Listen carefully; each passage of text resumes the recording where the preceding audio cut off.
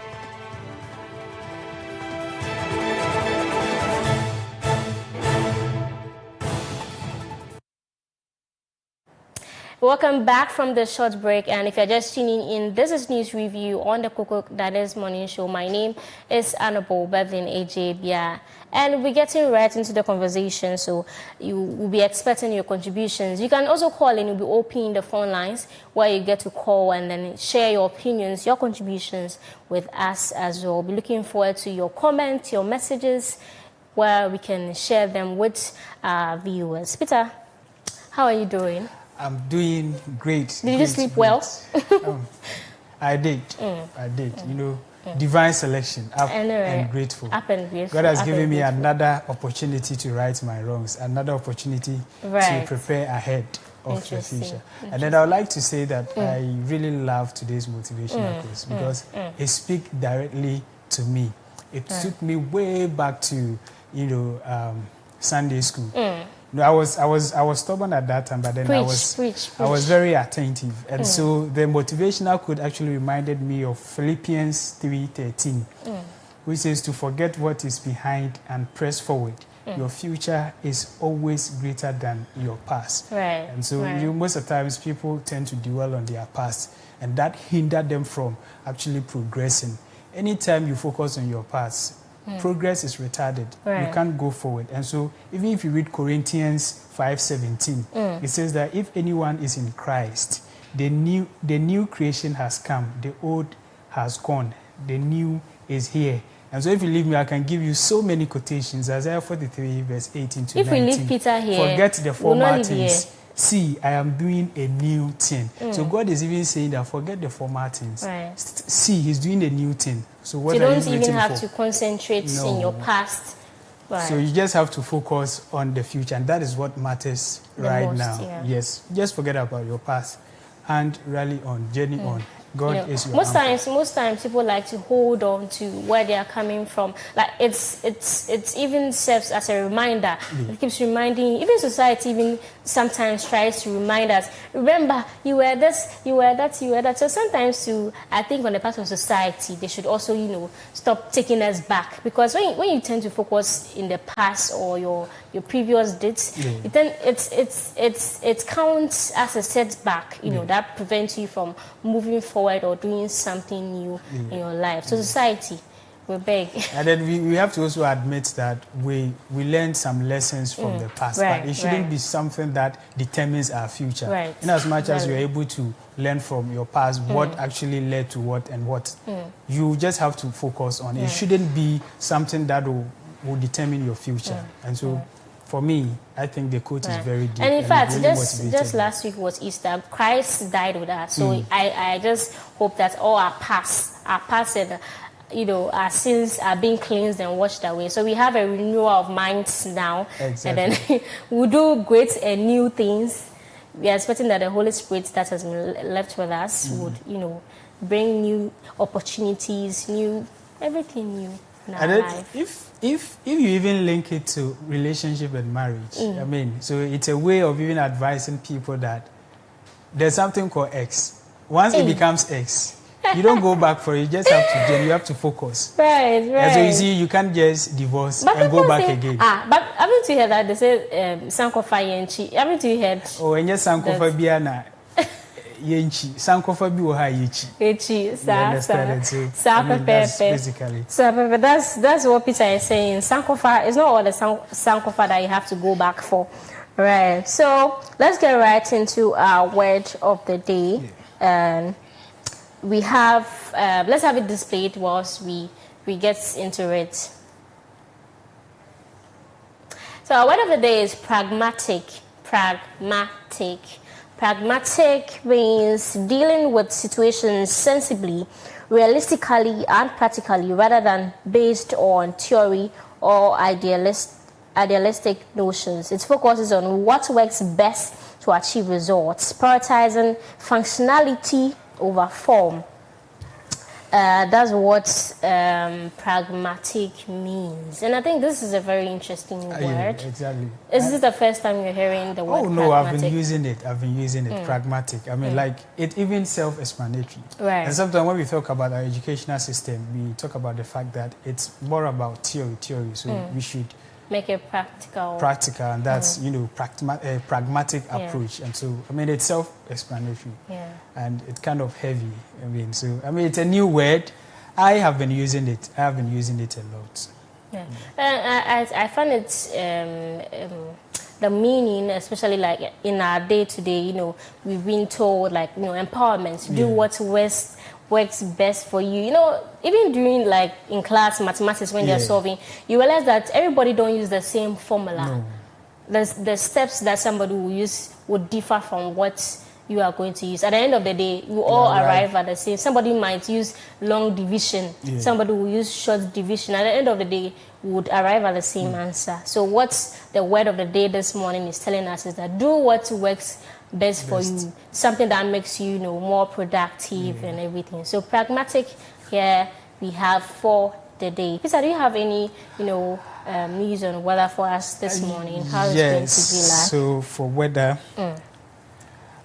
it should be displayed on the screen by now. As always, GMET is actually working tirelessly for Ghana. And so today, as it's displayed, this is a 24-hour impact-based forecast for Ghana, and this is from the Ghana Meteorological Agency. So today, generally, partly cloudy weather is anticipated to prevail for most areas in the country this morning, with misty conditions forming to reduce visibility range over the forest and mountainous areas. And then once there is mist, GMET advises that drivers become so cautious. They have to reduce their speeding and make good use of their headlights.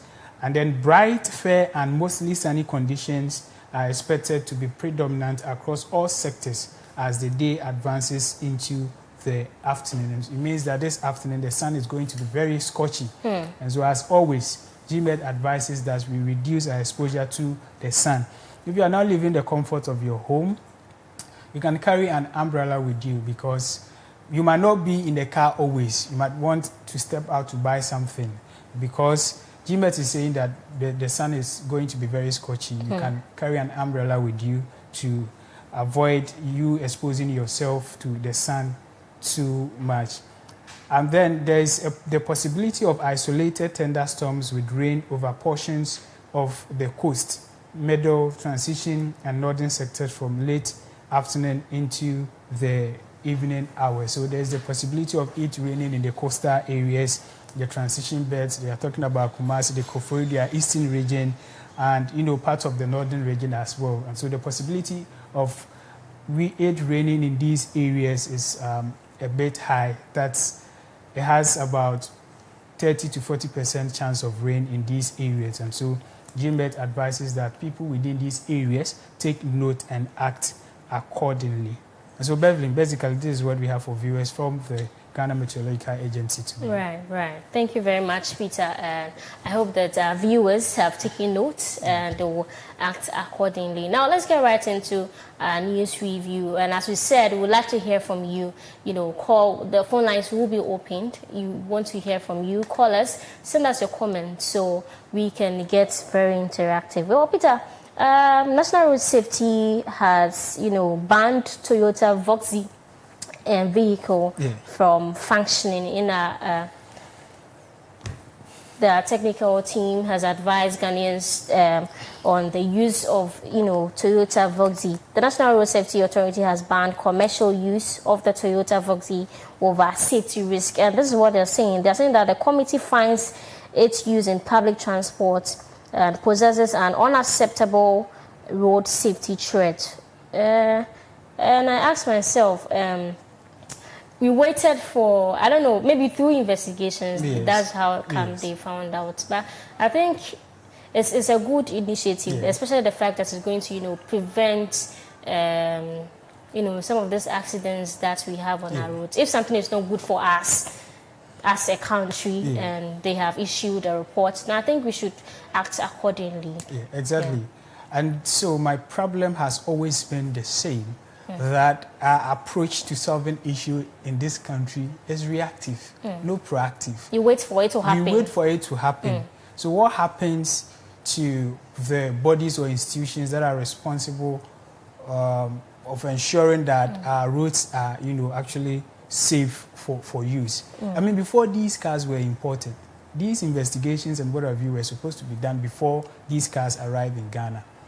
But we wait for the arrival of the cars, use them, and then the ordinary Ghanaian suffers before we try to find out what is actually happening. But nonetheless, we would say the Ghana Road Safety Authority has actually done well by, sitting down to realize that, no, these cars have been has involved in accidents, on several occasions, right. and they're taking the initiative. They state out some of the reasons or the features in the cars that that's the reason why we are not supposed to use these vehicles, especially for long traveling hours. So. Yes, so according to the Director General of the Ghana Road Safety, Abraham Amoliba, he says that those cars were designed for intra-city travels, not intercity travel.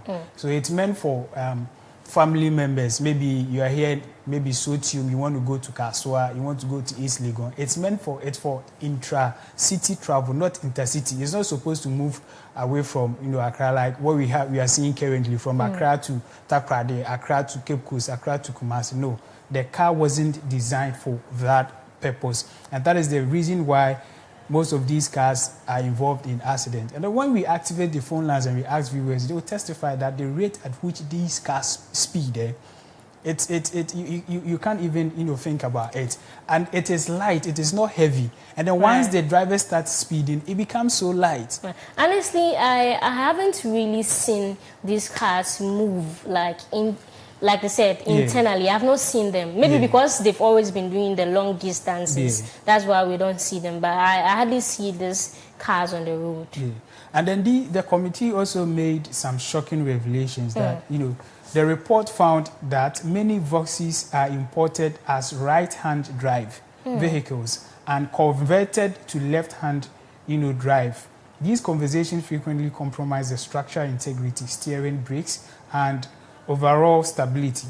And so these cars are imported right-hand drive. Here in Ghana, we use our lefts. So when it comes, there are a group of people who also change it to, left. And they are saying that it actually affects the structural integrity of the car, the steering, brakes, and the overall stability. And so the authority has a whole lot to do. It means that they have to clamp down on these individuals who actually embark on this activity by changing them. But first of all, we have to look at the organization or the institution that imports these cars. Some of these things they should have acted even before. So we should have our organization and institutions should be up and doing. They should be working. They should prevent these things. We don't have to wait for people to die before we take bold steps. And so the organizations should ensure that before cars are imported into this country, they've done those research and come to a conclusion that yes, these cars are good and can be used on our roads. It can be used for commercial purposes. These cars are just for... my worry this morning is that I don't know if the wheels or the steer is changed there or it's being changed here. No, when they change before they bring it into the country.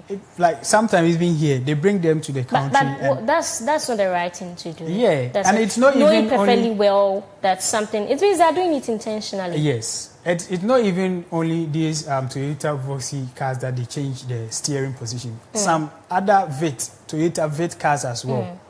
There are some countries that they drive like on the left. So when they bring them, we have some mechanics and other professionals here who do that, changing and all that. And so it is high time the Ghana Road Authority, embark on an action to prevent these things. But there's a whole lot in the report.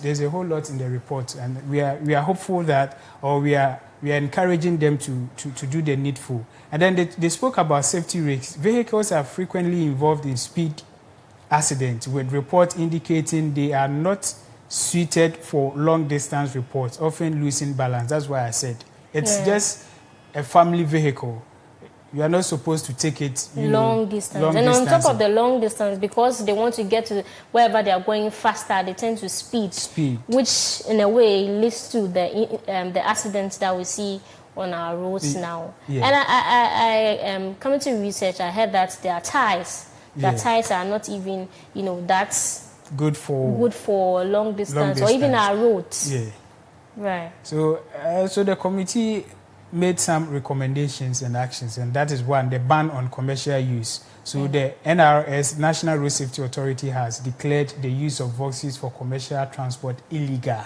So now it cannot be used for commercial purposes. Right. It's supposed to be used within, just for family something. So now they've banned that. So they've banned like commercial yes. at all, commercial. It cannot be used for commercial. So viewers should take note. So if you want to travel from here to Cape Coast, Krade, or Kumasi, and you see those cars, the National Road Safety Authority has declared the use of Voxes for commercial transport illegal. It's illegal. And then when you talk about the enforcement, the National Road Safety Authority called on Driver and Vehicle Licensing Authority, that is DVLA. That's another problem. And the Customs Division of the Ghana Revenue Authority, GRA, to strictly enforce the ban, particularly against RHD, that the right-hand side drive to the left-hand side, conversations. And so we are talking about how these cars get into the country. We also talk about how these cars are registered. The authorities who register these cars, you understand? And so it's a very good initiative. And then they also issued a public advisory, and that's the public was advised to avoid patronizing Voxes for commercial travel. And so basically that is what is happening in the transport sector as far as Toyota Voxy vehicles are concerned. Right. Thank you very much, Kudrin Sian. Just last weekend, His Excellency John Dramani Mahama, during the Koko Business Fair, that's another conversation we are going in right now, he brought to our attention the freedom of speech as citizens in a democratic country, and it has sparked conversations online, and people are talking, do we really have our rights as like the freedom of speech thing? So we would like to dive inside right now, and the whole event was to bring together business leaders, policymakers, decision to discuss Ghana's economy. There's a video we'll have to look at before we delve right into it. Last year, can somebody read what is on that placard there? I can't see what he has written. Somebody is raising up a placard. I think he wants to draw my attention to something. But I'm saying, since we came here last year, I gave some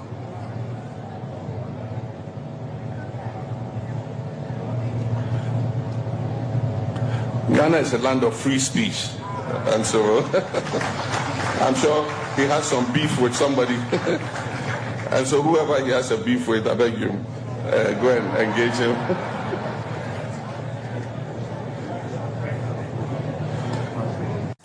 Right, so that was Mr. President, trying to reiterate the right of Ghanaians, freedom of speech during the Koko Business Fair, which happened in April last weekend. So we've all seen how the protester, one-man protester, that's very brave of him, Yeah, and interesting as well. So before my submission, I would like to, the inscription on the paper is, it said, "Dear Mr. President, please intervene. ADB Bank has failed to honor its commitment to me." It's so beautiful. And then I would like to also say that this isn't the first time the president is actually making this speech. Even in opposition, even when he was president before now, he used to make these decisions, and then as well these speeches as well. But then, what is democracy without freedom of speech? Right. Democracy without freedom of speech is a system, it's an authoritative system where people are not allowed to do anything. But then I can boldly say that we are an epitome, or we actually explains or tell the rest of the world what democracy is currently. When you come to Africa, there's no country as peaceful as Ghana. When you check the comment sections, people were actually relating Ghana to some other country that I don't want to mention names. And so when it comes to Ghana, democracy is something that we are all enjoying, freedom of speech, and that's why we go vote to elect our leaders and what have you. People go on demonstrations, and so freedom of speech is an integral part of democracy. There's no democratic state without, freedom of speech. Any democratic states that deny its people freedom of speech, it's not actually practicing what we call democracy. And so over the years, we've seen that, and the president has actually, this goes a long way to say a lot, because if there is something going on in the country and then you don't like and then you have any opinion about it, you are at liberty to actually voice out your opinion about it. But then freedom of speech also has its limits. Yeah, it has its regulations. Yes. Yeah. And I'm just super excited that this man actually interrupted the president's speech. But look at the president's reaction. It means that, freedom of speech, you can't get this in any other country. Right. And even let's not to cut you, but let's look at our 1992 Constitution, Article 21, which talks about every citizen has the right to freedom of speech and expression. It even includes the right to share opinions, to question authority. He has the right to question like whoever, whatever stakeholder he was aiming at, he has the right, and even to protest as well. But let's look at where he was protesting. Do we have to, the boundaries, whether to call it a disruption? Because it looked like His Excellency John Dramani Mahama was in the middle of a speech. And so that's the beauty that comes with it. It was a business forum, and the protester realized that the people he's actually targeting were around. And so because looking at it, it was a business fair. Yes, having to do with a bank. Yes. Yeah. And so especially a government bank for that matter. Yes. Right. So he wanted the president directly to. I even like the fact that the president could actually catch. And so it's so beautiful, like I really said. It goes a long way to tell how we are so tolerant in this country and how democracy, we are practicing the real democracy in this country. And I would say that when you talk about the destination, I would say that it isn't something, quite, different from what was actually going, but just that it was at the point when the president was actually delivering his speech or speaking. And so, it's a good thing, but like you rightly said, we have limits. It shouldn't be that you abuse that right, that because freedom of speech, anywhere you meet the president or anybody in authority, you can just interrogate or say anything at all. But then, let's even go to social media right now. People now, in the comfort of their homes, buy data, get access to the internet, and they come online and write crap about, people in authority. And just like earlier this year, or maybe, I think last year, late into last year, 2026, we saw or we heard where some people, some, TikTokers were picked just because, they were, expressing themselves, but not, using the right channels or using the right words. We are allowed to, share our opinions and, express ourselves, but there's a limit to, whatever you are saying. Why would you want to insult the first man of the land? That is what people tend to abuse it. And I like the fact that even still in the Constitution, the article that you quoted, there's also a law that determines how far you can go with that freedom, right of freedom of speech and that. So you can't abuse it by insulting people in power. And then, like you rightly said, last year too, there was a clampdown on people who hide at the comfort of their homes and do unnecessary things. The communications minister said, "We will identify you, we'll find you, and we'll come to you." And just yesterday, I think 3 days ago in Kaswa, the central region. News, it was reported that one pastor of Elohim, some ministry, actually issued death threats and all of that to the Vice President, Jinano Pukuajiman. You cannot be doing some of these things. And once you do that, they'll find you and you'll be held accountable. You'll be punished according to the law. And so, in as much as we have the freedom to speak, we should know when and how we express ourselves. You can always share your opinion without insult, without curses, and what have you. And then what we should know is that the people we've elected to take lead, to take charge of the country or whatever organization we elect them to, they're also humans like us. Right. You understand? And we have to also involve them or help them take better decisions. And that's why I like the fact that these days, whatever that is happening, cases of national concern, the government tends to involve the civil society organizations to seek their opinions. And so the issue about the cathedral, the issue about the LGBTQ+, which of course the president is saying that we are in a democratic state, and so he needs to get the opinion of civil society organization, and that is the ordinary Ghanaian. If the ordinary Ghanaian is saying this is what we want, then he as well, he is the leader of the people, the first gentleman of the land. He will just assent to it, and that's so. And so, I mean, the whole thing that transpired at the Koko Business Forum is an indication that, yes, Ghana, we are on top of the game, and we really understand what democracy is. Really and other African countries or the world can also look up to us. There are certain things that we do, and then when you check online, people from different other countries be like, so you can do this thing in Ghana. Indeed, Ghana is indeed like a free-spirited country. I mean, so yes, while we are we should just let it be in our knowings that yes, freedom of speech is right, but every right comes with a responsibility. So yes, if you're just tuning in, this is news review on the Koko Digest Morning Show with my colleague Peter Nsia. Peter, do you have any more trends for us this morning? Yes, actually, for the past 6 weeks now, the Middle East, because of the tension, the Middle East is trending. The US, Iran, and Israel is trending. And then the issue about fuel prices. Just yesterday, reports indicate that that Brent crude prices have actually dipped, and it's now hovering around $80 to $90 per barrel. And this is because there has been some agreement between Iran and the United States. They've actually come to a consensus. They've developed a 10 plan to cease fire for just two weeks.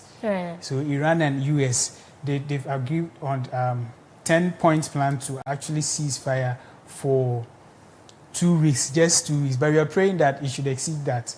It should even come to an end. And so it's interesting to find out what Iran is asking the US to do.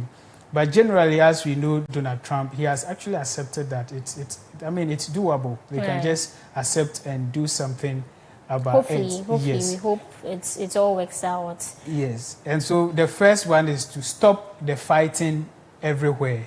Stop the fighting everywhere. This coming from Donald Trump? No, Iran. Okay. Yes, so Iran is asking, US to agree on these proposed, 10 points to cease fire for 2 weeks. And that is the reason why we are seeing a dip in, the fuel prices. Because of this tension, the Strait of Hormuz, where about 20% of the world, petroleum product passes, have actually, it's now a no-go area. And then with these, proposed points to the United States, if it is agreed, it means that, fuel can actually pass through, but there are question marks, and we will find out. So the first one is stop the fighting everywhere, a complete end to the war, not just in Iran, but also in Lebanon, Iraq, and Yemen.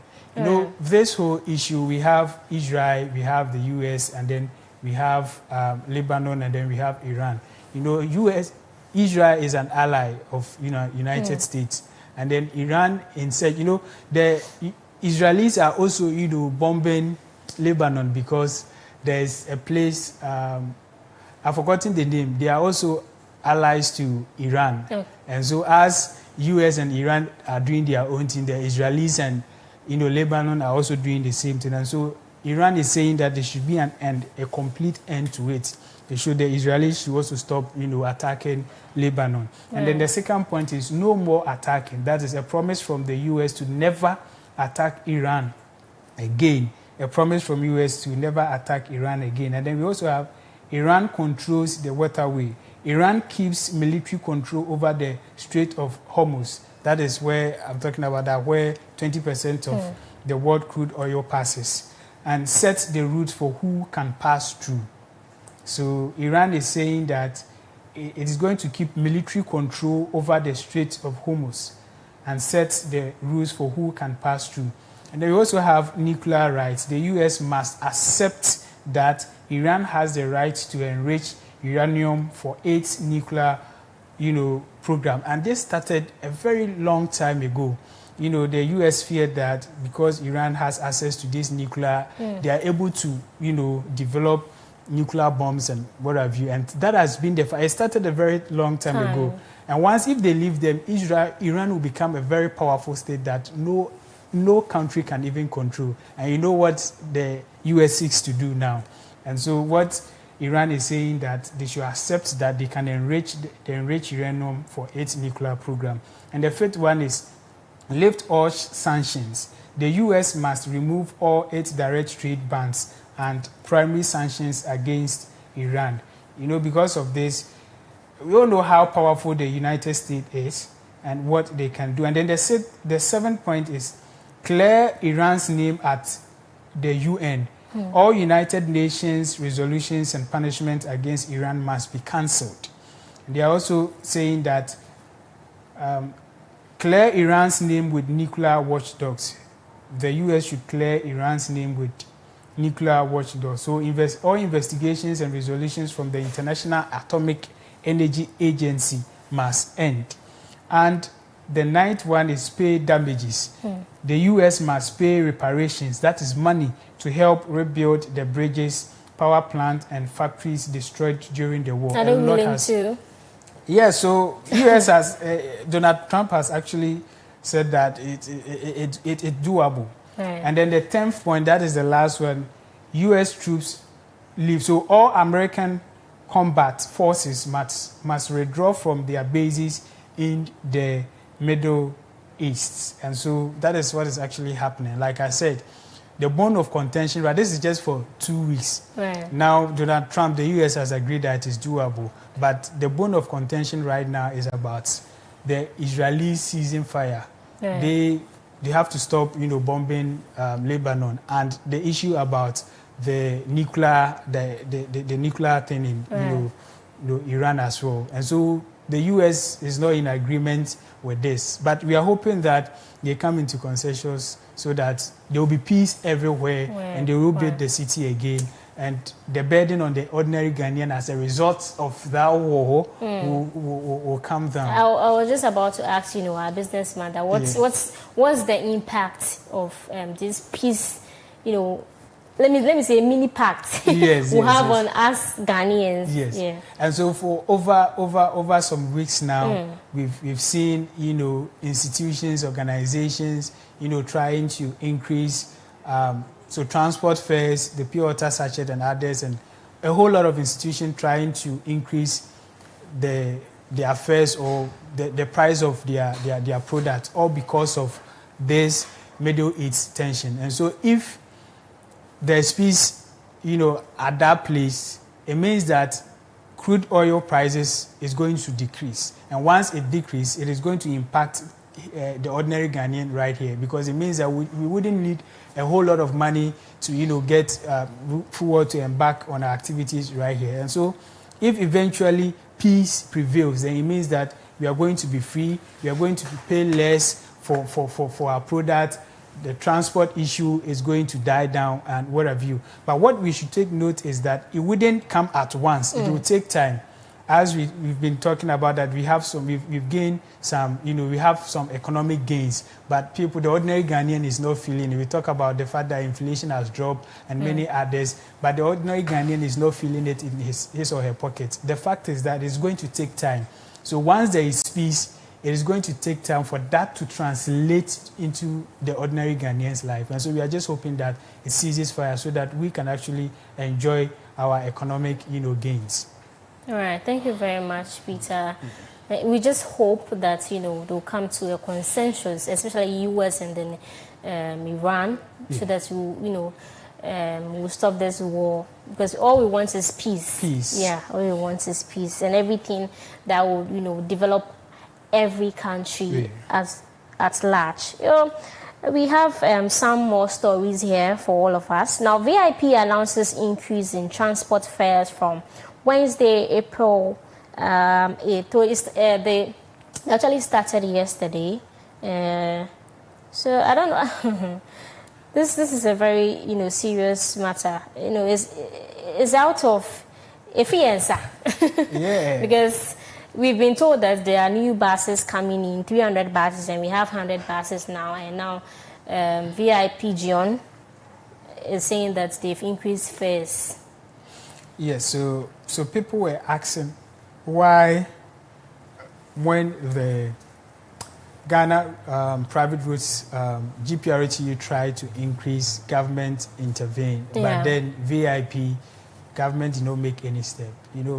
What we should know is that VIP is a private institution. As much as GPRTU is a private institution, there's been some form of agreement between GPRTU and Ghana Road Transport Coordinating Council, GRTCC, and the Ministry of Transport. There's been an agreement, and they've agreed on certain, threshold that when things get to that, and that is when they can actually, increase prices. And then they can even increase prices without consulting the Ministry of Transport and the Ghana Road Transport Coordinating Council. But for the VIP is, a private institution. It's liable for all its operations and all that. And so they increased their prices because they said the cost of operation is very high. There's been an increase in maintenance and then spare parts. And so that is the main reason why, government couldn't do anything. But for the GPRTU, they have an agreement with the government or the Ministry of Transport. That's the reason why it couldn't go through. And so what it means is that today we'll be having a discussion on that. We'll be speaking to the PRO for Ghana Private and Road Transport. We'll be speaking to him to find out what the concerns of the drivers are and what to expect today in the meeting they will be having. And so basically, once they come to a consensus and maybe they are not going to increase price, because they also stated that because of an increase in fuel price, spare parts and whatever, that is why they want to increase their and when we look at it, the general manager, Mr. Frimpong Manso, that's the VIP John Transport Service general manager, he's saying that as of last year, March 14th, they wanted to increase the prices, but then the Ministry of Transport came in, and then they had like a negotiation to postponed. So as of July 2025, from March to July, they still, they had to postpone. But they could not increase the price because, things were, as of last year, July, things were okay. The dollar was, okay. There was no inflation and everything. So we just have to take it as it is. I don't know what this means for, the ordinary Ghanaian does travel, far distance. But I don't know if you can have the prices displayed so we can have a look at this. And they said, I heard him say that, they are not under any union. But that also doesn't, give them the rights to, increase the fares without any... So meaningfully, that is where competition comes in. Right now, if you are charging higher prices, exorbitant prices, and there are other options, it is up to the ordinary Ghanaian. What government has to do is that the ordinary Ghanaian gets options. So if you think you can't afford A, there is B that you can afford. And so once they have increased their prices, should in case after this meeting, other transport operation businesses also say, see, this is it. But according to them, they are saying that as of last year, the last time they increased their prices was 2024. That was what they are saying. And I asked myself, yes, you didn't, hike the prices then, but the fuel prices reduced. You didn't reduce the price. It was still the same. So from where I see that the timing is actually wrong. You don't have to do this when the ordinary Ghanaian is crying. But I also don't blame them in a way, because we saw how GPRTU also, tries to, come in the picture whenever fuel prices are high. And then seeing these issues, and then the last time the increase was 2024, but I'm sure there's... At the end of the day, at the end of the day, who loses? It's a private business. People and so if you don't get the market, it means that you can't stay in business. You have to go away. And so I think that they've studied what is actually transpiring. And so have you gone to VIP station? Yeah, I've been there. What was the last time you've been times. there? I think last year, December, we went there, and there were a lot of people. That should tell you that people like convenience. So it means that people demand prefer that is high. Yeah, the demand is very high. Yeah, the demand there is very high. Like a lot of people, and I've seen so many reactions on social media. Especially with the price increase, like as high as 40, as high as 50. I don't know if it can still be displayed on the screen whilst I take us through some of the prices. But government can still intervene, but it's through negotiations. Exactly. Yeah, they can negotiate with them. So I'm sure that right after they are done with GPRTU, they will also turn their attention to that side and see what best they can do. And to talk about it, I forgot to mention airfares are also rising very soon. Ghana implements airport infrastructure, the airport levy that is coming up. I don't know if they've already had this very important discussion. So as car fares are being increased, airfares too is going to be increased here. That's what Ghanaians should. All because of one thing. The Middle East tension. And so we are just hoping and praying that it's being looked at. So let's look at Accra. When you are going to Accra to Kumasi, the price when it comes to executive is now 150 cedis. That's for VIP executive. VIP executive is now 150 Ghana cedis. I think the previous one was 120. That was in like 2024 to 2025. That was the amount they were paying. Now they are paying 150 when you're going from Accra to Kumasi. And again, the manager, Mr. Frimpong Maso, the manager says that they had to, increase prices because the roads are bad. He kept reiterating that the fact that the roads are bad. And we also last year's the kind of accident this particular road has been causing people. We can't continue to lose lives, and I just hope that the government heard him and they are going to be working on our roads. See, that is on Tuesday we were talking about this same issue, and I made mention of the fact that I still maintain that we wait for issues to happen, that if we make good use of our rails, some of these heavy loads, the oil, the minerals, wouldn't be using our roads, because we give contracts to people to construct roads, and it lasts for like only 2 years, and we'd have to spend another money. The money we spend on road maintenance alone, like I said, for the past 7 years is over 10 billion. You understand?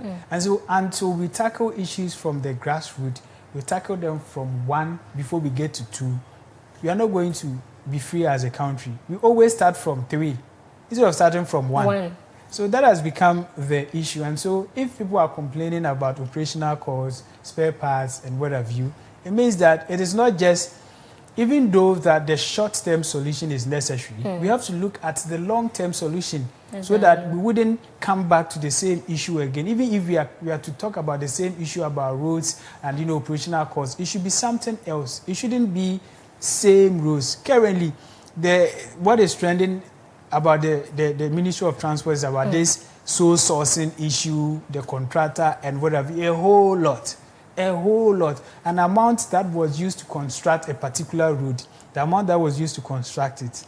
Currently, the amount they want to use to, fix, potholes and others is higher than the whole amount that was actually used to construct that particular stretch of road. So where are we heading towards as a country? We wait for issues to happen. We waste the ordinary Ghanaians' money on it. And then what actually, hurts me is that this maintenance thing that they are embarking on, it wouldn't last for, let's say, 3 or 2 years. By 1 year, you see another thing. Off again. You understand? And then there's been promises upon promises from government to government. And then when they come, they do other way around. And so I believe that going forward, we should do away with politics. We shouldn't politicize everything. I am of the view that, I think I've discussed this with several people, that we should have a national development plan. And I think there's an institution responsible for national development plan, that anybody or any party who seeks to become the leader of government business, the country is supposed to give them what they are supposed to do. That this is what we need as a country for the next 5 years. You leading government business, this is what you are supposed to do. So we have to get the manifestos for them. We have to tell them what they are supposed to do, not they coming to tell us what they want to do. And at the end of the day, they will tackle this, leave this, they will tackle this. Another government comes, abandon the project that was started with the ordinary Ghanaian. Then they will use another money from the taxpayers and then embark on a different. And at the end of the day, we have uncompleted structures. We have things that we cannot account for. It is high time we do those things. And I'm looking forward to that. And I think I would have to have another conversation with people in authority to find out if that thing is feasible. Because they don't have to determine what they have to do for us. There should be something that needs to be done. It's serious. There should be. So back to the transport hikes. And I don't know if you've taken a car from Accra here to Sunyani, but their current price is now 200 that's for executive. When it comes to the VIP, that is the amount they are going to be taking now. So if you are leaving Accra here to Sunyani, you are going to be paying 200 cedis. From Accra to Techiman, they're also going to be paying same 200 Ghana cedis. Not to cut you off. Last year, December, we were there and then we were asking about this transport fare. And I remember this same destination, we were told that they were charging 180 cedis. Yeah. Yes, 180 cedis, I remember. So there's been an increase of... So it's either 20 or 30. I don't know if it's because of the roads. I know. You stated that the manager actually stated... it's because of the deplorable roads. Road and, and it's long distance. Anything at all can happen. If you have traveled at night before, you see that these vehicles move like late night. Just take it that you are going late night and the car stops on the way just because it has issues. That's where you see probably issues of robbery and killing and murder and all of that. So I just hope that, they do something about it. I don't know whether this increase in fares or hikes is going to help them solve these issues. Because also, not as much as, they are seeing that maintenance issues and everything. I've seen videos online where people are bitterly, complaining about their services, VIP services. Like they don't like, knowing very well that your car have issues. Why would you move a car from Accra to Kumasi and then you stop on the way? Are you trying to tell me that you didn't check the engine, you didn't check everything before moving the vehicle or something? So at times that's why you hear that people who are into machines and all that advises that, it's a machine and then they can develop fault at any given point. But some of the problems that it develops, some are avoidable, some are as a result of negligence that they did not pay attention. For that one, we can lambast and bash them. But there are certain things that you don't see them coming and then it happens. So if it is something that happens continuously, then it means that it's something that they've been doing. For that one, it's acceptable. But you see, I also think that because there are no options, and right now, as we speak, they've won the heart of many Ghanaians, and because we don't have any options, if it is not this, if it's not VIP, then it's others. The others to people, you understand. So over the years, they've proven to be, reliable and what have you. But that aspect that in everything there are ups and downs. Right, but in as much as possible, I just feel like they should have alternatives. Okay, that is what we are calling for. So if there are alternatives, and then how can a trip of 6 hours, 10 to 15 hours or 10 hours? Hey, the same thing is what is happening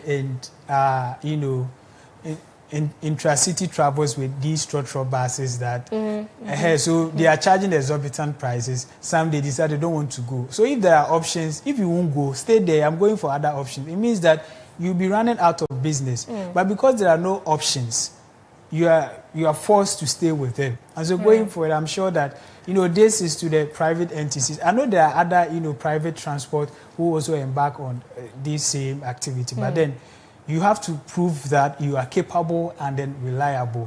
And so until you prove that, you're not going to get the the majority of people patronize you. So it all boils down to marketing and quality as well. And so we are hopeful that, things will turn other way around to favor the ordinary Ghanaian.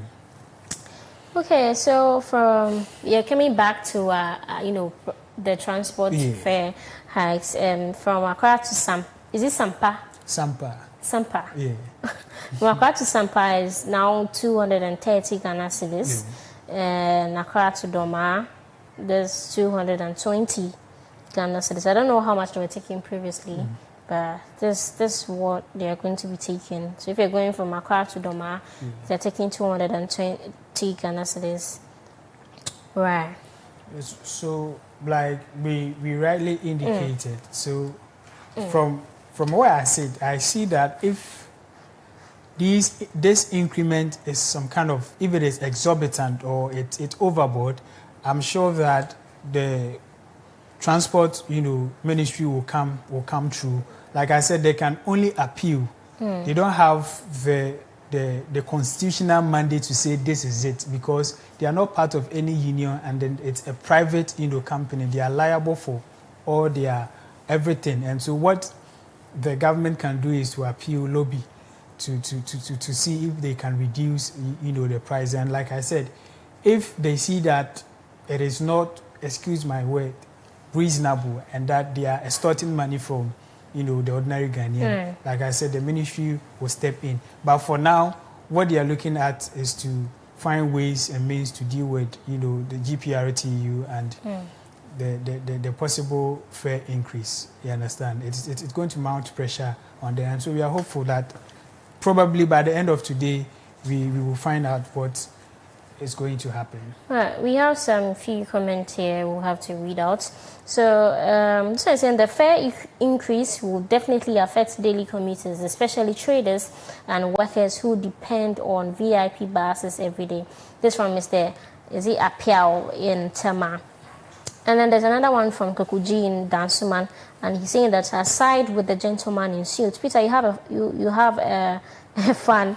Passengers will now have to adjust their budgets, and some may even reduce travel unless absolutely necessary. And I think I also saw a few comments on social media about what Kwekuji is saying. A few people on social media were talking about the fact that now they can't visit their hometowns again because prices are up. So if we are not even in December, and then in December when people travel, and then the buses are become fewer because a lot of people are in the move. They're moving up and down and everything. Saying that we are not yet in December, and then you are increasing prices, that means that I'm not going to my hometown now. So I'm stuck in Accra. You see, I'll still say that this is an unforeseen contingent. And then, Riley, if you pick it from an economic point of view, when we started this year, the Ministry of Finance, together with Bank of Ghana, assured us, we are still under IMF. And then they've given us stricter conditions. We can't just spend anyhow. Right. You understand? And so from 2024, 2025, the government actually did a lot to ensure that we're able to pay some of our debts and to keep, government business running. And so it was this year that we were thinking that we are going to, enjoy these economic, gains that we have actually, gathered. But it's rather unfortunate this, external shock also came in, because our economy is such that we cannot actually, withstand, external shocks like this. And that is why I'm super excited that at least the US and Iran has come to a consensus that they are ceasing fire for 2 weeks, and we pray that it continues, because now fuel has become the center of everything. When you take fuel out, nothing works again. When fuel prices start to increase, it is going to affect, like you rightly said, food prices, our daily activities, and what have you. And so, we didn't see this coming, and so this is what is happening. But I've seen that so many people are being considerate. And you wouldn't say, we can't actually blame these people who are increasing their prices that much, because, they cited operational costs as well.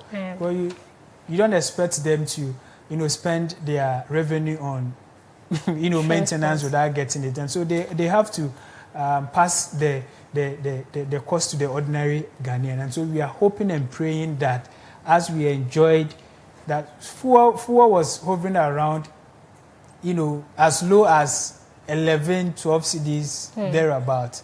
And it is unfortunate. And so we are just praying that once the prices of fuel dip again, once it comes down again, we will come back to normal. And then I see that, fares will be increased. If it comes to normal, I'm not sure they are going to reduce it. They are going to maintain whatever they have. And that's hypocrisy on their part. I foresee. Because they will tell you need to do maintenance, but they will not do the maintenance. You realize that you are going a long journey, you are going somewhere, and then the truck or the car will still stop at the middle of the road, looking for water to pour to cool the car down. So you see that. So before I come to that, I see that fuel prices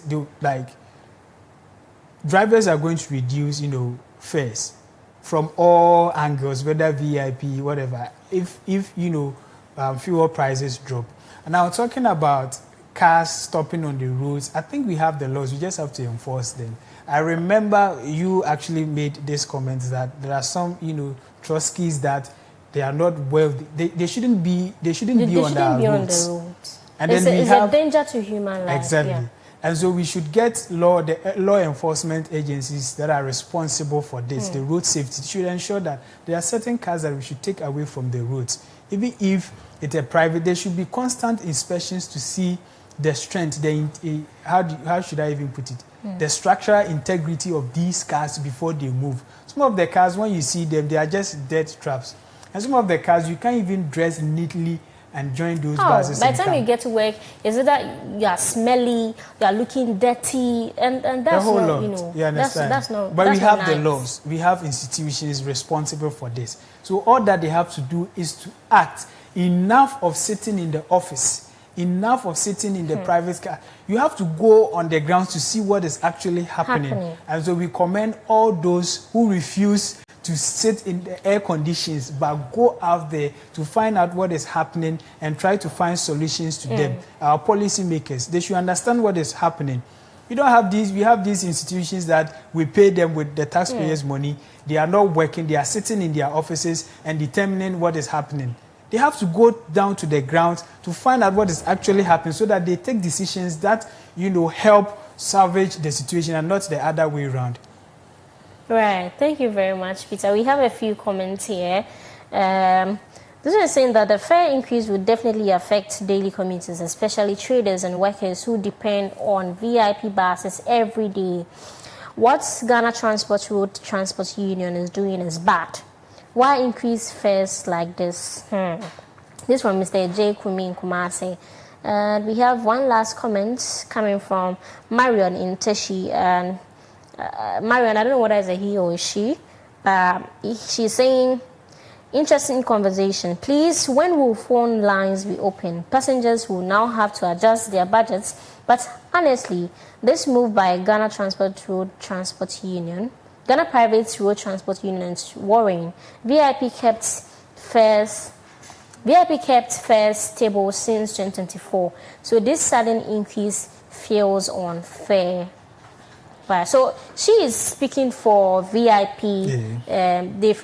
Like I say, it was like the last time they increased fares was 2024. So if they are increasing now, she is saying that it's reasonable. So why does GPRTU, always have to take that kind of opportunity? Like I said, last time we were having a discussion and we were like, so if they are increasing pure water prices, then it means the water seller will increase. This one to increase, affecting our living conditions. Because this union you want to increase, me too, then it means we are all increasing fares. That will affect, the ordinary Ghanaian. But before we also come back to Peter, I know you want to say something, but before you come in, let's go for a quick break. When we come back, we'll give you more trends. So stay with us. We'll be back shortly after the break.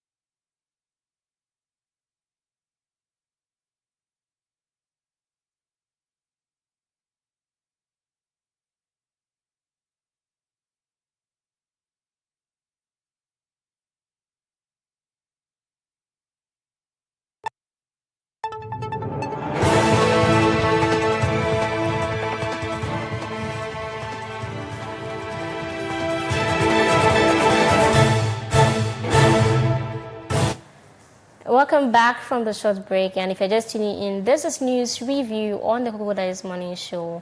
My name is Annabelle Bethany JB, and we are back again to discuss the demolition exercise which happened yesterday at the Ewutu Senya East Municipal Assembly, Kaswa Old Market. So we'll be looking forward to hearing from you. We'll be opening phone lines so you can share your thoughts, your contributions, and your comments with us. We've been discussing transport hikes, the VIP transport services are increasing prices. We would like to hear from you. Share your thoughts with us this morning. Let's get interactive. Now, Peter, yesterday we had a very disturbing situation in as much as Nana is here. Nana, it's good to see you. Good to have you. It's good to see you. It's good to see you. Yes. You went to Canada. You didn't tell us. What did you bring for us?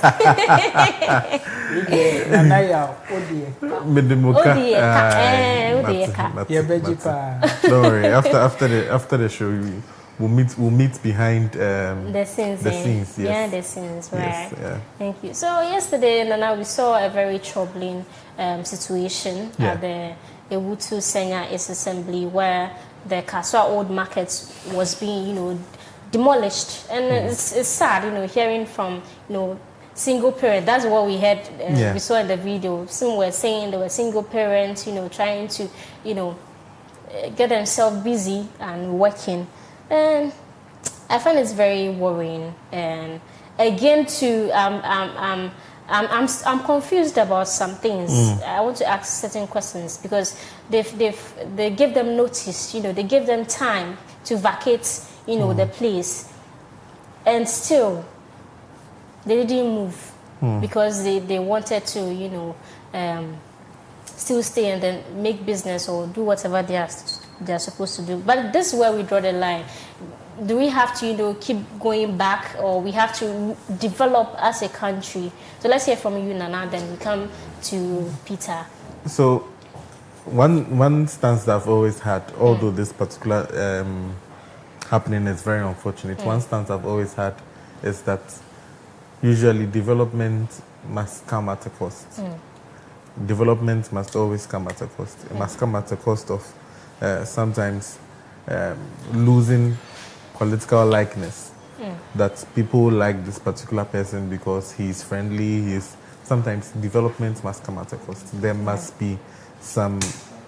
Not to cut you, but I would like the video to be running so we see how the whole situation was like yesterday. So we have it displayed. Yeah. So as I was saying, development. Already assembly amamati asese obebu batay ena awaye juma foforo wa hase atoso me no wedi ka edimokoche annual city market dada eto si ye meka mo se jumedi enu anu mo asese no ojanu na so asese fro ho omamamri ka ke se mo fendi isa no enene e dey twatwo wu biara wo nyama awo share ase but mother so we na dey kwa annual city market. Now I got to with Maso. I found myself catch over side on per se, Oba starting the juma never can say say baby. At your say ya make kan kire o. We ne nkabwa ekatwa. We ne nkabwa ekatwa. Nkabwa bere en sign baby awo we echi. Asema da ono. Plus na shegu.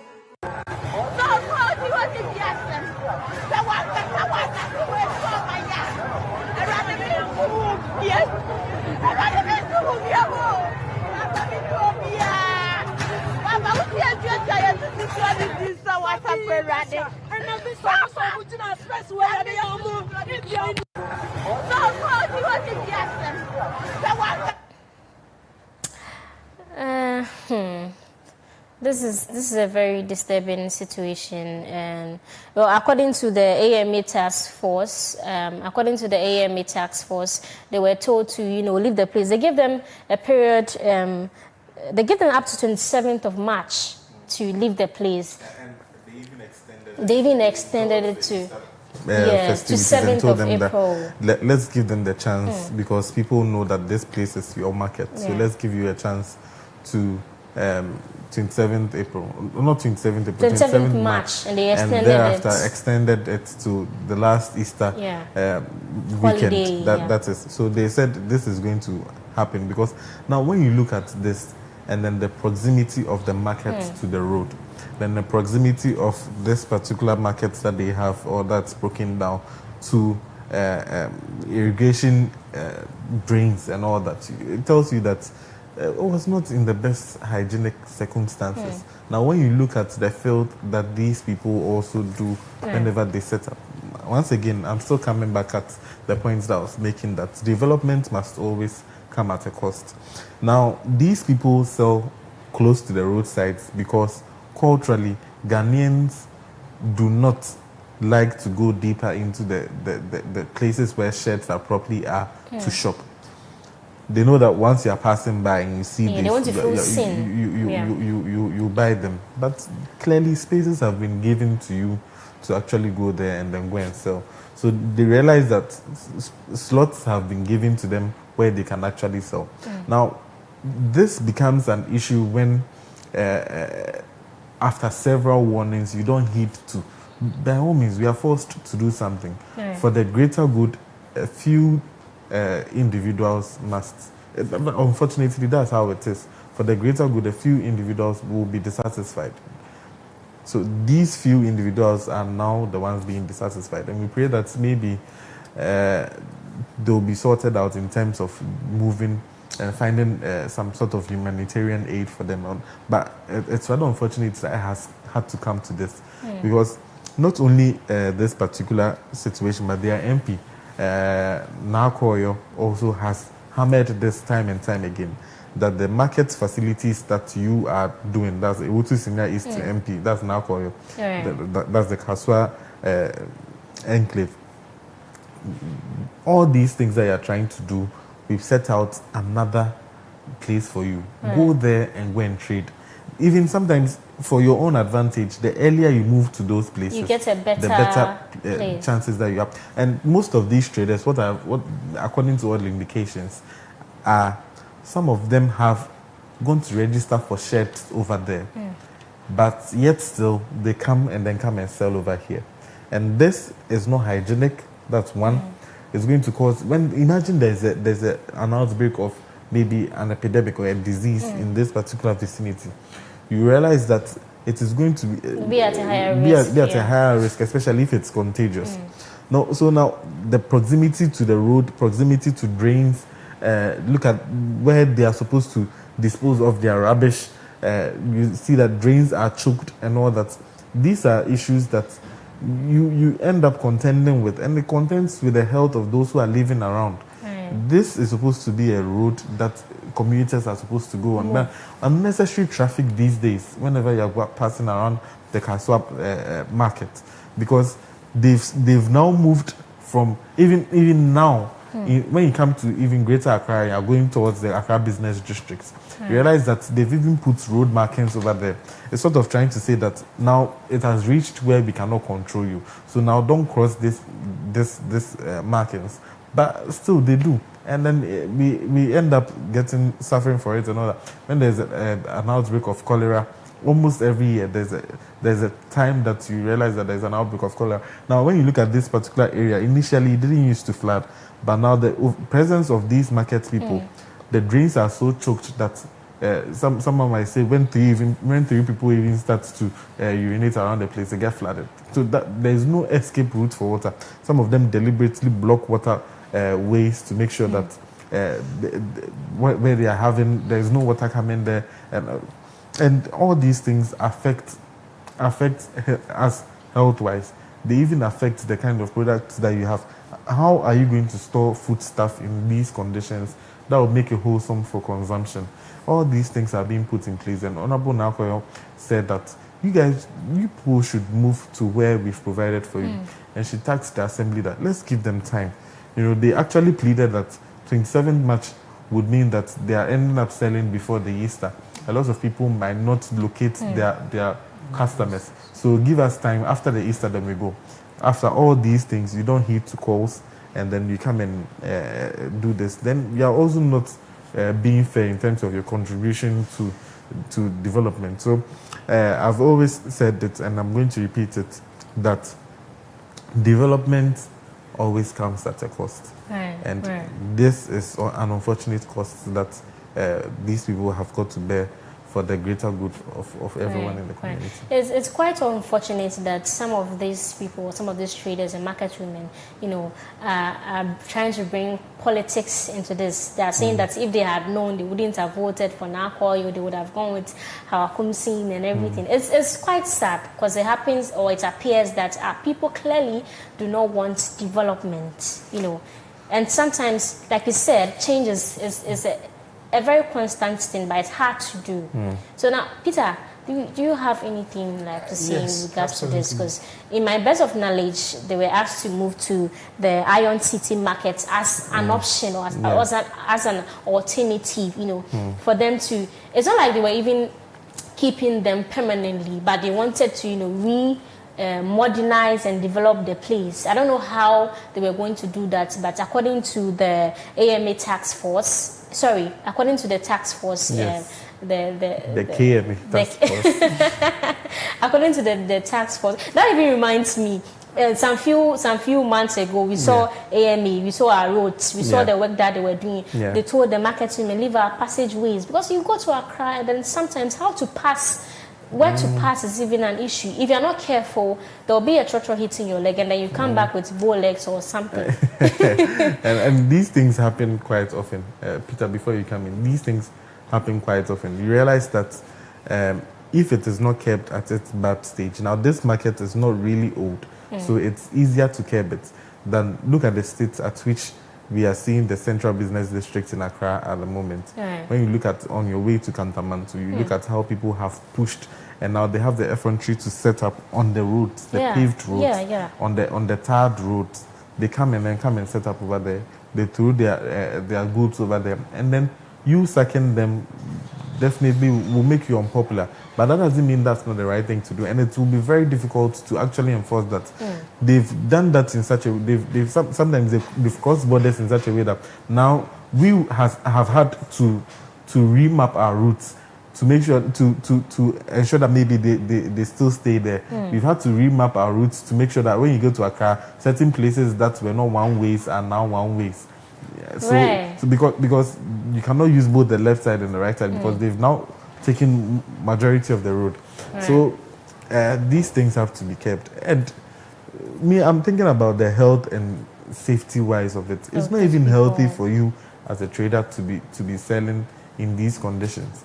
So being moved to Iron City Market, which has a lot of sheds, and still being this thing, albeit a little bit far from where this particular place is. It's not all that far, but in terms of accessibility to it, it's okay. But you cannot expect markets to be by roadsides in the 21st century, this day and age where we are reaching now. It's high time that even when these people are starting these things, they have to be kept. And it is also high time that we don't wait for things to escalate to this extent. We have to have the task forces going around 24/7, because it starts with one person putting a container by about 10 meters to the roadside. Another person puts in another container about 6 meters to the roadside, and then definitely they now move on to the. And if the task forces are not working together with the assembly members, because before you realize, someone will say that, oh, assemblyman, I'm me permission. The assemblyman has given me permission to put my container over here, and that is how these things start. Now, another place that has not been mentioned but has come to the fore is that when you look at a place like Ashalibotre School Junction, I'm saying that because I apply that route quite often. Now, when you get there, you realize that initially, 2 years ago, how densely populated it is. It's not the same way anymore.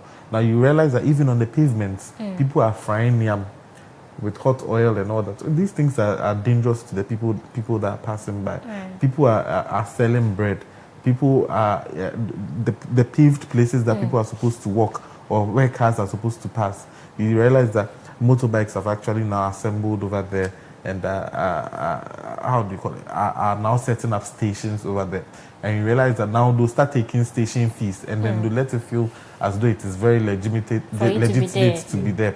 And then assemblyman or assembly member will now pass there and come and take tolls from all of them, and then they'll feel that they are entitled to be there. But when you look at the actual fact, they are not supposed to be anywhere near the road. Shops and this thing are supposed to be at least 7 meters away from our pavements. But you realize that now even the pavements that we are walking on, they are there. And as you mentioned, there's propensity to cause accidents. There are other things that can happen, which is not safe, it's not healthy, and it's not even aesthetically pleasing to look. And the traffic jams that it cause because of these things. Some deliberately also make sure that traffic will be caused, so that people's attention will be drawn to what they are doing, and then these things are not in the best interest of all Ghanaians. Peter, I don't know if you've used that stretch before, but then I would like to hear from you as well. I mean, one would say when I was in school, then after. Was that where you used to buy your provisions? No. When a teacher asks like a question, and after the most brilliant person in class answers, and they come to you, so you say, she has said it all. But I would like to begin my submission by reiterating what he said, that sometimes development comes with pain. So I just want to establish the fact that we have laws, and all the concerns raised by the market women, as we saw, they crying and wailing. Well, someone is saying that they didn't get the notice. I don't know how true this is. They were not present at the market. Yeah, because I saw an interview where the task force commander was speaking to the media, and he was reiterating that even the day before, after the last announcement, they were there that morning telling them to move. But no, as always, they didn't. You get people who will be the good in every. They say if you be a man, so I mean. And so with all this, there are laws in the country that governs, things like this. So in Ghana, demolition and eviction for development projects are governed by several key laws, including the Local Governance Act, 2016 Act 936, the Land Act 2020 Act 1036, and the Land Use and Spatial Planning Act 2016 Act 925. So the Assembly did not just wake up to do certain things like that. And the law demands that before you do any demolition exercise, you have to give the people like enough time. The law permits like 21 days. And then after the 21 days, as human as we are, you consider to give them an extension. And that's exactly what they did. And you see, it is high time that we do the right thing. And I reiterate my next point again. Sometimes development comes at a cost. And so we have to just do the needful. You understand? And so the concerns they are raising, the key concerns about the traders not being contented with what actually happened. Taking a look at the law and from the interviews, we are told that they gave them, notice, which exceeded the 21 days and even added, extra days for them to leave that place. That small place, reports indicate that over 800, petty traders are around that place. And just recently, an accident occurred there. It was serious. Even not to go far, CMB, Koko board. Look at the accident that happened. The people selling on the pavement. It is not fair. So when you look at this and be like, oh, people, single mothers are there and they are this, they are losing. We have to do the right thing. And all that the assembly is doing is not just for formality's sake. They are trying to develop the place. They are trying to build shops that have, padlocks. What is his name? The commander of the Wutusinya East Municipal Assembly made mention of something. That is the physical planning project that they spend almost all their revenue to get to control refuse there. And Nana made mention of that. The revenue, the money they are in, they spend the money to control refuse, which is very bad.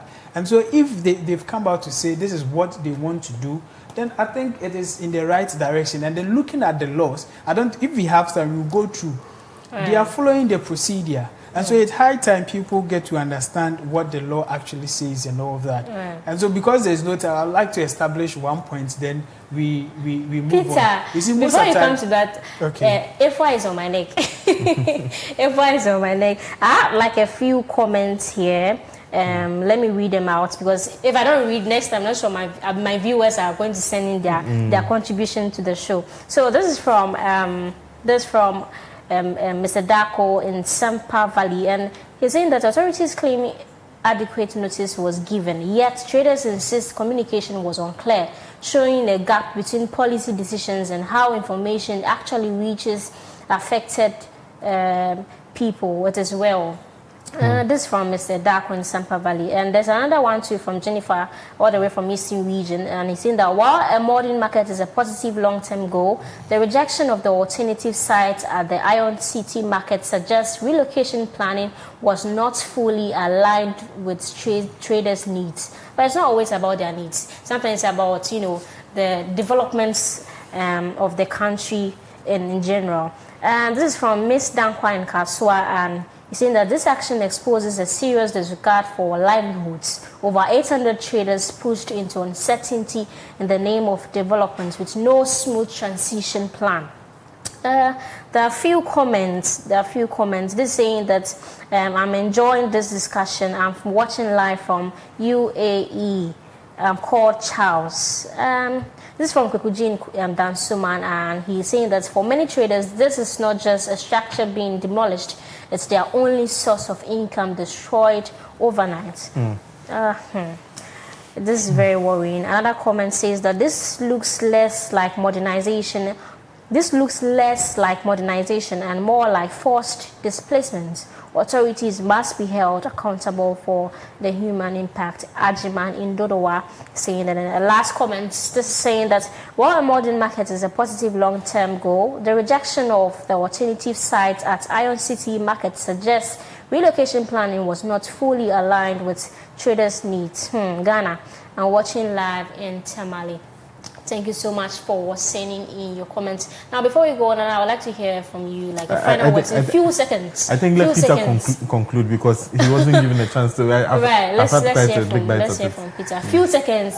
Few seconds. I don't think I'll be able to say something. But then all that I can say is that you're going to say something. Yes. All those few seconds. Let him finish. The few seconds that you're saying that he could have finished giving his submissions. All those are affected. Reports indicate that they've petitioned the ministry responsible, and so as good as government can be and other the assembly can be, there will be some form of compensations and all of that. But then it will be based on the rate at which the person has been impacted and whatever. But because of time, I wasn't able to explain. I would have explained structures and everything, and then how the law plays out. We'll do that in our next conversation. I just hope producers will permit us to do that in our next discussion. Peter spoke for 5 minutes though. Now let's have some birthday celebrations in their house. Let's have it.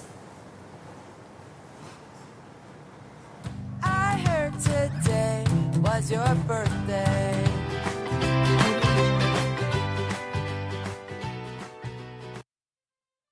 I heard today was your birthday. And this is from All Souls Baptist Church Youth to Pastor Latif. And we are saying we celebrate you today with so much love and gratitude. Thank you for being more than just a pastor to us. You are a mentor, you're a father, a friend, and a true inspiration. Your energy, passion, and genuine love for God and His people make it easy for us to connect, grow, and feel seen. May this new year bring you greater impact, deeper joy, and endless testimonies. We love you and appreciate you dearly, Pastor Latif. This is from All Souls Baptist Youth to our lovely Pastor Latif. Happy birthday to you, Pastor. And this is from Difficult Guy to Sophia Ashley. And Difficult Guy, hey, boy, you have names. So it says that happy birthday, Miss Fire. Keep growing bigger and better. Happy birthday to you, Miss Fire. Keep growing bigger and better. And this is all we have for the birthday segment. I think Peter wants to say something. One birthday, yes. okay. This is from Osabari Man Nana Kunedu, aka International Nana K. He's saying happy birthday to the Queen of our hearts, Her Royal Majesty Obatampa Aba Ejuwa the first, Paramount Queen Mother of Gumua Achemping traditional area. Your unconditional love and selflessness make every day brighter. May your special day be as wonderful as you. Nana, happy birthday once again, Her Royal Majesty Obatampa Aba Eduwa the first. And this one is coming from International Nana K. Thank you very much, Peter. Now this brings us to the end of the news review on the Koko Digest Morning Show. My name, once again, is Honorable Bevelyn A.J. Bia. We continue the rest of the program from here. Peter will be talking to the GPRTU PRO on the transport hike. So don't go anywhere. Make sure you stay with us.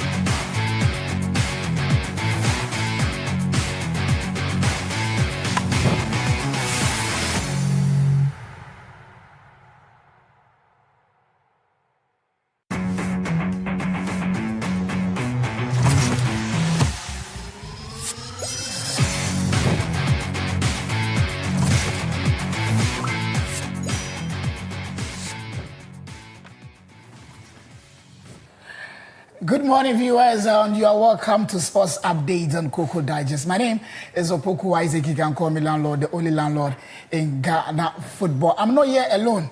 I'm here with my main man, James Bernard, aka Man Marcelo, aka Headmaster. It's all about football, anything concerning sports that we are bringing to you. Yesterday and Tuesday, Union of European Football Association, UEFA Champions League, the quarterfinals, the matches were there. The big teams has fallen. It's unfortunate that yesterday, still, landlord, I'm alive. People thought today I will not come here, but still, I'm alive. Whether rain or shine, still FC Barcelona. But me, I have hopes in my team that we will go to Metropolitano to beat Atletico de Madrid 4-0. So mark it on the wall and record this message. We are beating Atletico de Madrid at Metropolitano at next week, Tuesday. So it's not easy for we, the Barcelona fans, but God, they still with day. Today we are going to talk a lot. The things are plenty. The senior soccer team, the Blasters of Ghana, in collaboration with GFA, we are still looking for a head coach. So tomorrow there's going to be an extraordinary congress at the GFA headquarters. We are going to talk about the CAF. The president is in Senegal now, the CAF president is in Senegal. So we go straight to our first story.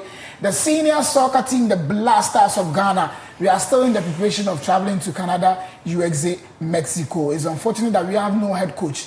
Coach Otoado was sacked right after losing 5-1 to Austria and 2-1 to Germany. So tomorrow, GFA hold emergency ESCO meeting on Friday to decide a new head coach. And the sports minister, Honorable Idi Kofi Adams, has spoken, and also the GFA president, Kurt Okrieku, has also spoken. Once again, I'm here with James Bernard, aka Man Marcelo, aka Headmaster. James, how are you doing? I'm very happy, and I'm out today. I'm the one in charge here, so I know you are the one in charge. You're not supposed to talk plenty. If you talk, I'll just take you off. I mean, so let's start. GFA to hold Congress tomorrow, emergency meeting tomorrow concerning in search of a new head coach for the Blasters. Yeah, thank you very much, landlord. I think me, to start with, I'm not really happy when it comes to the way and manner the FA go about their things when it comes to looking for a coach for the national team. We all know that when it comes to coaching and all those things, you need the technical heads. And in the at the FA, we have the technical team of the GFA. We have the technical heads of the GFA.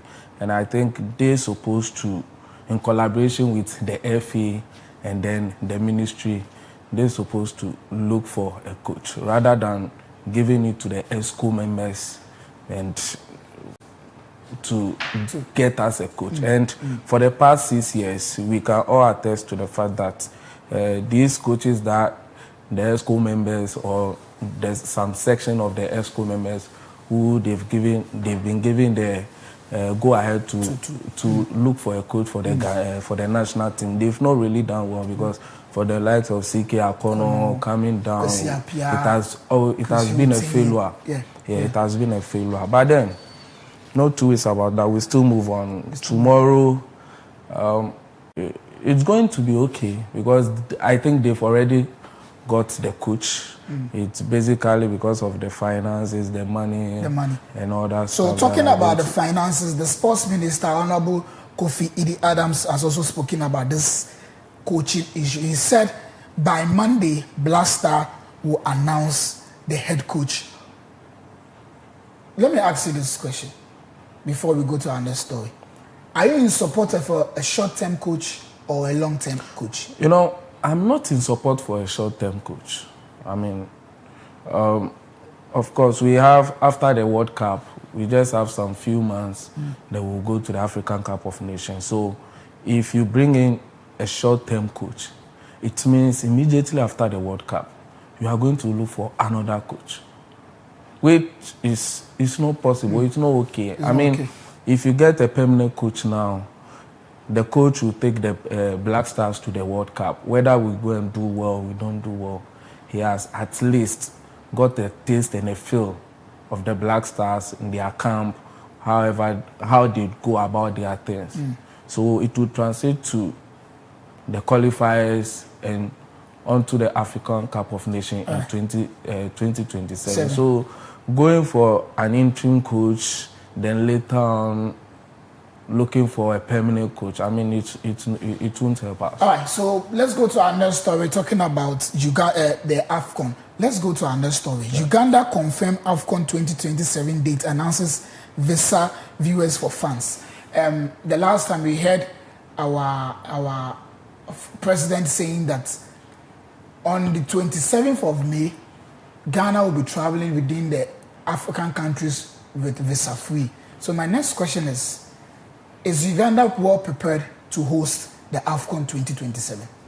Of course. I mean, they are not doing it alone. They are doing it with Tanzania and then Kenya, if I stand to be corrected. So they want to do everything as early as possible. And their mindset is to advertise their tourism site and all those. So they are doing everything very possible so that they'll put everything in place for the African Cup. I mean, it's very short. We just have some few months after the World Cup to prepare for the African Cup of Nations. So I think it's good. I mean, they are in the right direction, and I mean they should keep on. All right, so still on the AFCON issue, the CAF president, Dr. Patrice Moputse, has landed in Senegal. Dr. Patrice Motsepe has landed in Senegal, all because of what happened some months back when they sat down ruling Morocco as the AFCON that Senegal won. Yeah. And he has landed in Senegal to talk to the FA and also the Senegal president. Would there be a good news coming out of that meeting? I think to start with, the CAF president has really done well. I have been supporting him from day one because I support his team, Melody Sundowns in South Africa. And the way and manner he has shaped the club. And him, after they elected him, he has really done well, increased the prize money when it comes to the CAF competitions, both the clubs and then the Champions League, Confederation Cup, and the national teams as well, the national competitions. He has really done well. But with this one, I mean, though he said, he's not in charge when it comes to the rules and whatever it is. But then he's the CAF president. And we all know how these things happen. The rule says 15 minutes. And you guys have said it several times on the sports show that. So James, hold on your screen. You've seen the CAF president being sat in the car, meeting the president and the FA. But quick one, when you went to Senegal, he said something, and I read, I want to say that we are determined to restore all credibility to African football. In respect for the African people who trust us, within CAF, we will ensure that all countries are treated equity, dignity, and respect. That is what the CAF president is saying. And also he said, I gave Sadio Mane the medal. I gave Koulibaly the medal. I gave Mane the trophy. But I have to follow the laws. That is what the CAF president is saying. What does the law say? The law says that Senegal committed that crime, so they've given the trophy to Morocco. Senegal committed a crime. You guys educated us very well. On the article 84 and 82. Of course. That when a team or the players leave the field of play, it should be 15 minutes. And we all said it was less than 15 minutes. And then, let's take it like it was 15 minutes. So why should you guys go ahead to play the game? That's one. And we all know it wasn't 15 minutes. It was just 14 minutes and some few seconds. Then it means they've not breached any rules and regulations. And my problem has to do with, you see, the Europeans have been laughing at us for so long. I mean, they've been making mockery of us for so long. And with this decision that they took, they've really exposed us bigger.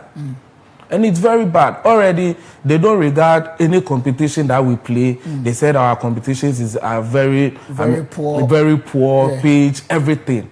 And look at the decision that you took. You are now going from country are now going to Senegal. To go resolve all those problems. I think the first thing, the right thing needs to be done. Okay, sure. Let's take the ruling has come. They've given the trophy, or it went in favor of what, Morocco.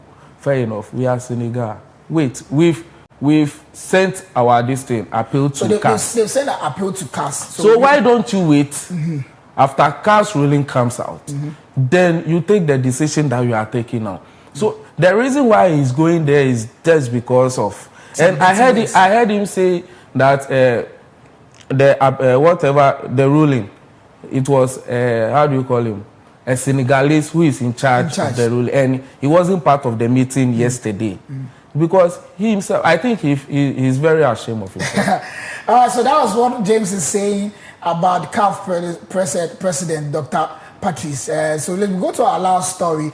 We're just going straight to the foreign side. Union of European Football Association, UEFA Champions League matches, quarterfinals were played on Tuesdays and Wednesdays. So on Tuesday, this was the results. Real Madrid sat at home at the Estadio Santiago Bernabeu and they covered the pitch, one of the finest pitch in Europe. Anytime they are playing football, they will cover the pitch so you can't see anything.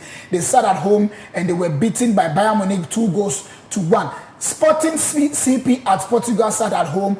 Arsenal beat them 1-0, courtesy by Kai Havertz. And yesterday, Liverpool traveled all the way to France, Paris, and went to meet Paris Saint-Germain, PSG, and they lost 2-0 to Paris. And FC Barcelona at Spotify Camp Nou, the likes of Lamine Yamal were not able to do wonders. Atletico de Madrid at the end of the day beating FC Barcelona 2-0 at Spotify Camp Nou. Since Barcelona came to Spotify Camp Nou, Atletico de Madrid is the first team to beat them. James, your take on Tuesdays and Wednesdays Champions League? On Tuesday, I wasn't surprised with Real Madrid and then Bayern Munich results because I felt Real Madrid, in as much as when it comes to the Champions League, they are the masters of the game. But then I felt their performance, their form in recent times is nothing to talk about. So, and we can all say Bayern Munich is on top form. They are really on top form, scoring goals for fun. Yeah, so the results, I wasn't surprised with the results. But then, going into the second leg, I think it is not done yet. It's not done yet. It is not done yet. So you think...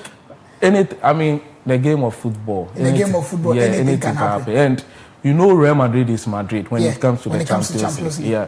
So going to Arsenal game, I think it's a done deal. Okay. Because if you look at Sporting, they always score goals in their home grounds. But when they go to away, they find it very difficult. So you are trying to say it's a done deal for Arsenal. Qualified to the semi-final. But Real Madrid stand a chance to beat Bayern Munich at the Allianz Arena. Of course. So let's come to tomorrow's game. You see, yesterday's game, sorry. Paris Saint-Germain has become like a thorn of the flesh for Liverpool. Not even Liverpool. When it comes to English clubs. Okay. Last season they scored Aston Villa, they scored Liverpool, they scored Manchester City.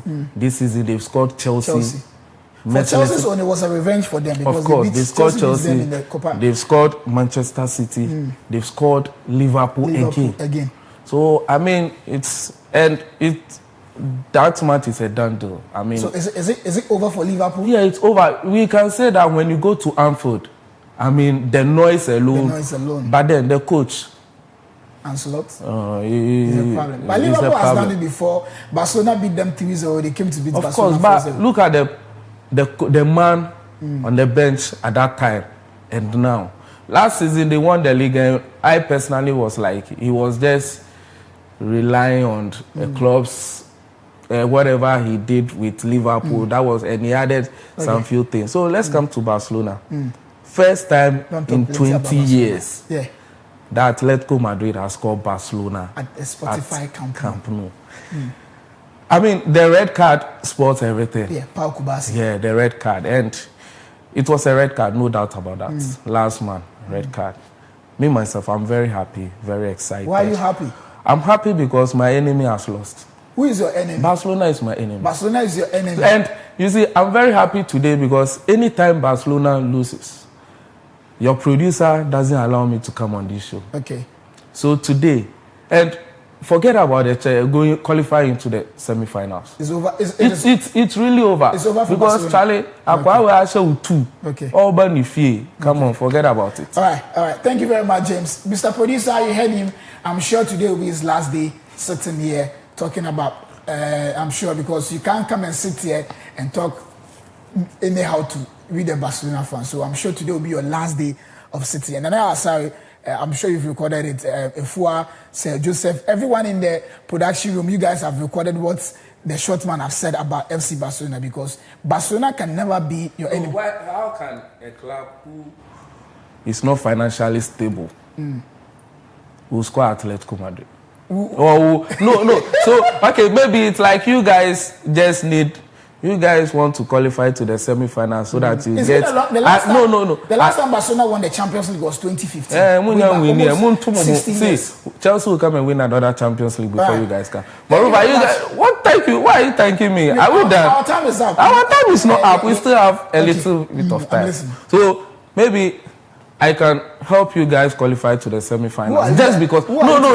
Just because, I just want to give you guys a little bit of money just for next season because maybe next season you guys are going bankrupt if you don't qualify to the semi-finals. It is well.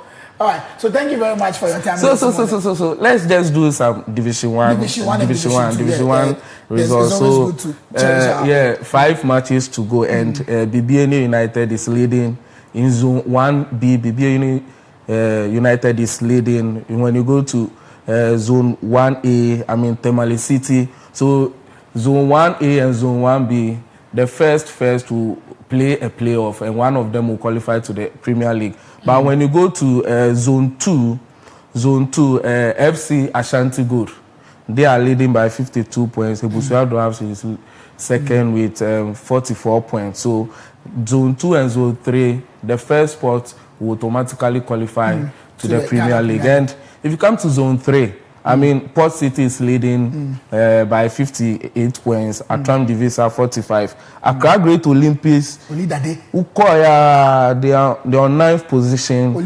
Yeah, 9th position with 31 points. So Nani FC, Abedi Palace Nani FC, they are in line in the 15th position with just 26 points. So they can go on really, they can go to Division 2. And then Great Ambitions, Warrior Quaticra with 11 points. And then Mortar Guinness, the women's champions of champions who play. I'm a fan of ladies football, so fantastic. I love football. I know. So Ampim Dakwa ladies will be playing against Hazakes ladies in the finals. These are old teams that always play together. And both of them have tasted the CAF Women's Champions League. So we just hope that they did very, very well. And anytime they go, they should go and give us a total performance. Of course. Thank you very much for your time this morning. But it's unfortunate that today will be your last day of coming to the show. Thank you very much, James. This is where time permits us to bring you the sports updates on Koko Digest. My name is Opoku Isaac. You can call me landlord, the only landlord in Ghana football. Don't go anywhere. Peter is coming up with the business segment. Once again, my name is Opoku Isaac. You can call me landlord, the only landlord in Ghana football.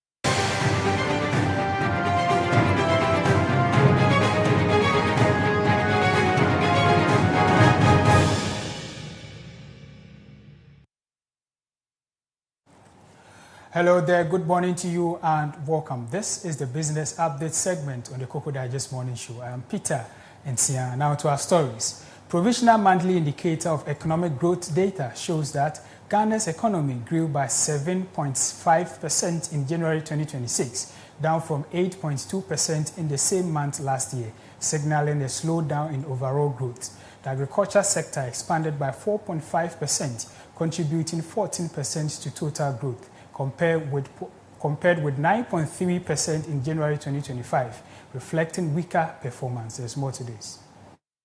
Industry growth also slowed to 7.2%, down from 9.7% last year, mainly due to reduced activity in oil, gas, and mining, accounting for 29% of overall growth. In contrast, the services sector grew 9.6%, up from 7.7% in January 2025, remaining the largest driver of growth with a 54.3% contribution. The data points to a mixed start to the year, with slower growings in agriculture and industry offset by stronger performance in services.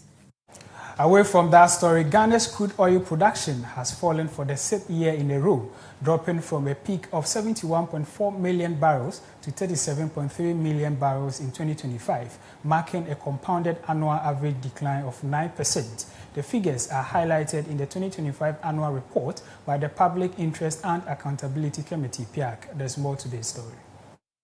During a presentation of the report on Wednesday, April 8, PIAC Chairman Richard Elima called on the government to work more closely with the Petroleum Commission to attract investment into the petroleum sector and reverse the downward trend.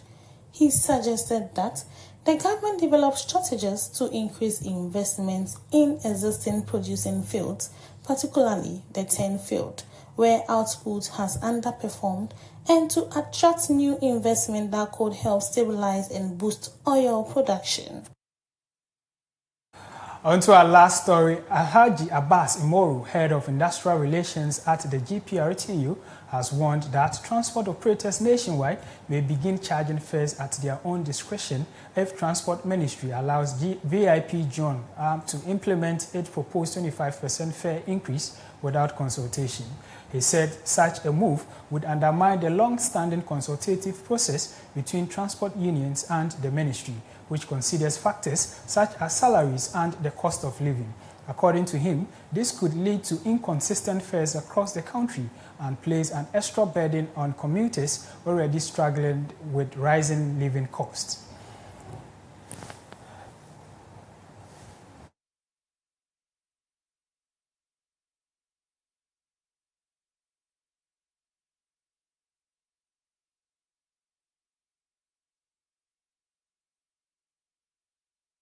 Let's now turn our attention to the exchange rate and gold coin.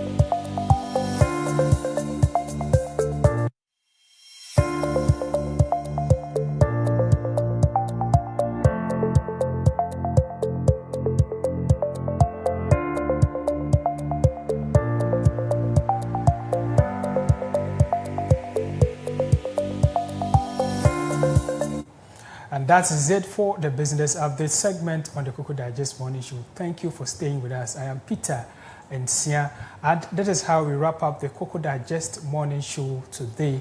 And thank you to Bevelyn Na Ajebia, Nanaya Asari came through, landlord, the landlord Azekopuku also came through, and then Jedad also passed through. Thank you for sticking and staying with us. God willing, we'll catch you the same time on Tuesday. Until then, do enjoy the rest of our programs on Clock TV.